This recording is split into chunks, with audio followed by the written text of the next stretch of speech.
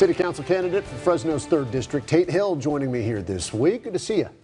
I'm glad to be here. Thanks so much for being here. I appreciate it. We had Miguel Arias on the program last week. Okay. Not sure if you caught that. Thanks for watching. But he, of course, finished well ahead, clearly in first in this primary. The race for second place it's been something else. As you know, you've been the guy living it. Mm-hmm. I mean, you and Darren Miller finished 6 votes apart in this. In fact, he's now submitted paperwork for a recount that they'll be doing. How do you feel? Just like, what was that like waiting? Because, you know, they're releasing the numbers twice a week. Yeah, it's been a very interesting process. Of course, I've never been in this place before. And if there was ever any question about whether a person's vote counts, does it matter? This, I think, hopefully will clarify for anybody in District 3 that every vote does matter. Yeah, and I wonder if because of that, you're going to almost see a bigger, and even, because there's always usually a bump when we get to November anyways in turnout, but I wonder if the bump will be even larger because people will have seen, oh, whoa, my vote could actually impact this thing. Hopefully so. You know, traditionally District 3 has been one of the lower turnout city council races, and so to have this many people participating, even in the primary, which, you know, about 5,500 people that voted, or 5,000 actually voted for District 3, it was good to have that much participation, and I think you're going to see more in November.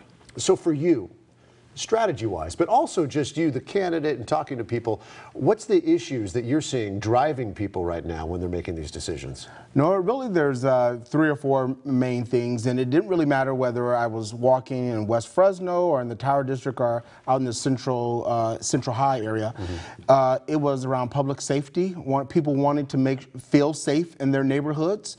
You can view that in multiple ways. If you're someone that grew up in that neighborhood, you want to feel safe. We also, you know, right now with all the things that are happening with ICE and immigration, people want to feel safe in their neighborhoods.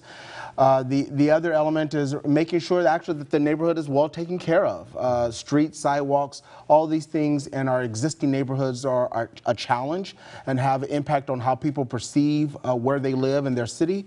And then the third is around economic and retail opportunities. In the south part of our city, we have a deficiency in the number of businesses and the number of retail areas. West of 99, there is only 2 bank branches. There's only a couple of grocery stores. And so these are needs that people are experiencing, and at the city council level, at the very local level, they want to know, what are you doing in my neighborhood? And those are the things that I want to be focusing on. And the thing is, though, is that it's not like those challenges are new. No, they're not. You know, this district has been dealing with this, and there's been a lot of really well-intentioned council members. If you get the job, there'll be the people before you that have tried. So what is the secret to unlocking this and making the changes? I think we're at a very unique place now in our city. We've done a lot of work in the last maybe 10 years around planning, impacting land use. I've had an opportunity to work with Councilmember Baines, his predecessor, Cynthia Sterling, with Mayor Lee Brand and Mayor Ashley Swearingen, to really look at how do we, from the bottom up, how do we have those ingredients, those root issues around land use issues, around the business opportunities, infrastructure. How do we make sure that as a city we have those base ingredients available, so when someone wants to come in and build or to develop housing, that those things are there. And now we're at the place with State Center Community College District coming in, the Community College in West Fresno, development in downtown, that we need someone to help us continue that stride forward and make sure that we get over the finish line, and those are the things I plan to do. So there's things, you want to be business friendly, of course, and I know Fresno's always working towards that, but then there's also issues like we see with this Caglia Center that they're building, the trash and recycling center development near a neighborhood. The neighbors are very upset about this, saying that the city council members really did not do their homework as they needed to before ruling in the favor of this business. Do you think that they have a reason to be upset? You know what, in District 3 and particularly in West Fresno, there is a history of people being neglected the city not doing the right thing. I mean, we have 30 years of history with the redevelopment agency, and that's why, you know, given my experience in working with nonprofits, working within the community, that I see that balance of, we want economic development. We know we need jobs in an area that has high unemployment, but at the same time, we must do it in a way that is conscious of people. And my philosophy and belief is, when you have people that want to do the right thing, they can make a good decision. Miguel Arias, he has a background in education. Your background is in business development.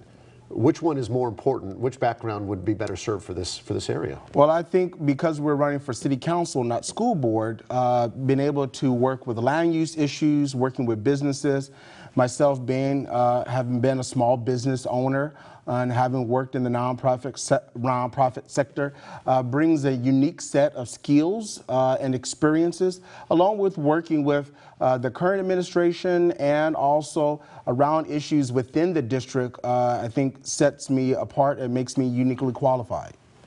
After this recount, do you think you're still in second place? Oh, yes, yes. You know what, in the recount process, and let me first just say, I think all the candidates, the 7 candidates that we have for this district race really campaigned well. Yeah. They were out there, they were engaging, and that's why it made it a difficult challenge. But I have real faith in the system, the process that we have, the democratic system. And I believe our county clerk and the process that she has provided us the right answers and the right information. Tate Hill, he's running for city council. Thanks so much for being here. Thank you. We appreciate it. Yes.